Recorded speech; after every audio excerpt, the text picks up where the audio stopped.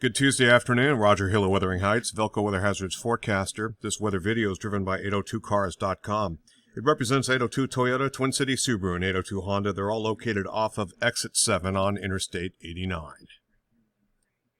We have a tropical system that is that's circulating around the, it looks like South Carolina area, Georgia border, and this continues to dump off the coast toward Wilmington.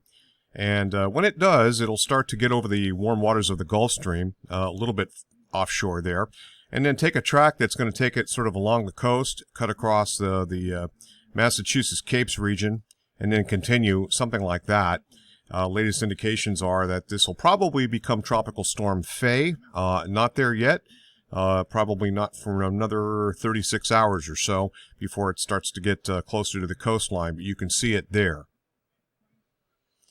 Here's the National Hurricane Center track, and what you can see is the tropical depression, not spun up to a tropical storm strength, continuing to cut right into the Gulf of Maine.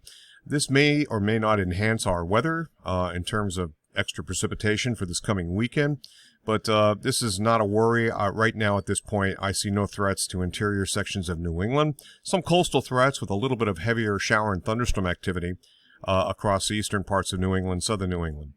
Some of that may get into southern Vermont, but it's a close call. And this is valid earlier this morning, so we're going to run the model here. Really not expecting anything major here. We will have a little bit of an isolated shower or thunderstorm that could pop up along the spine of the Green Mountains, but overall, it is really not a factor.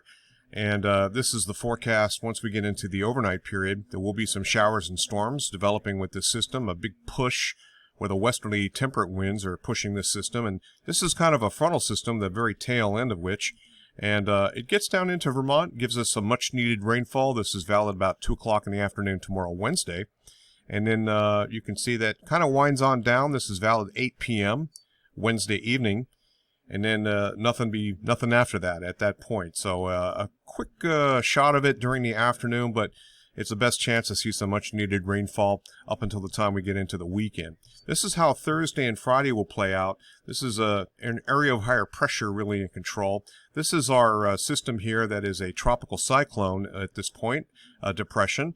That will take a track. You can keep an eye on that with the European here. A little bit of precipitation showing there on Thursday. I'm kind of doubting it. And then we're going to watch that tropical cyclone, a little bit of precipitation begin to push into the region. So this is valid Friday, and you can see kind of where that depression is. Now, some of that moisture cuts into southern parts of Vermont, right there. It's fairly brief, but we're looking at generally not a big deal here. This is not that impressive as that tropical depression shoots along the coast, heads toward the Canadian Maritimes. It's really Sunday that we see this system here bring us some much-needed rainfall. However, that Saturday-Sunday kind of period, I think, is going to be a little bit more difficulty in terms of lower confidence and the forecast right now. It's all dependent on the track and the intensity of what will be a tropical depression or tropical storm Faye. Looking at the GFS and Canadian ensemble data, this is at 12Z, this would be the 8th, that would be Wednesday, and this is our QPF, the 3-hourly QPF. You can see that it really targets the afternoon hours and then dissipates out. Then we get into a drier pattern according to the GFS and Canadian ensemble, and that matches up very well with the European, as a matter of fact. We get into Saturday, the 10th, and the 11th, and so forth. That's when we have the best chance to see some of that moisture coming in from potential tropical depression, or even better yet, a surface low that will track to our north and west and swing in some much-needed moisture along about Sunday. That's the total amount of quantitative precipitation, so we're talking around 3/4 of an inch or so. That's the 1 inch mark, 1.5, and so forth. But you can see later in the period here, we have a steady diet of adding additional rainfall. We'll see if it happens. As with any tropical cyclone, you can really see where the maximum amount of precipitation is pretty much offshore, a little bit into the southeast states, and that kind of tracks again up the coast.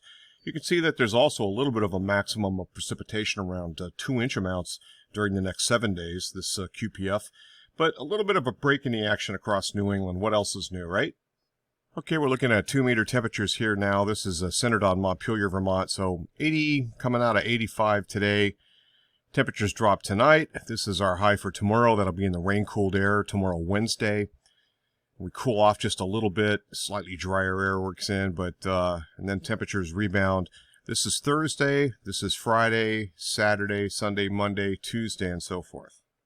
Dew point temperatures look like this. You can see 70 to 75. Wow. Moss, the next 5 days of high temperatures. We're running 3 to 6 degrees above normal during the hottest time of the year, or as we head toward really July 22nd. 3 days later,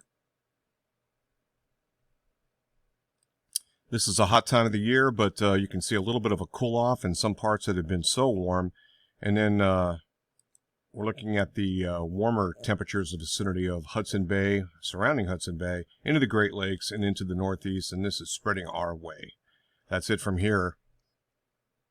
Roger Hill, Wuthering Heights. Thanks for watching.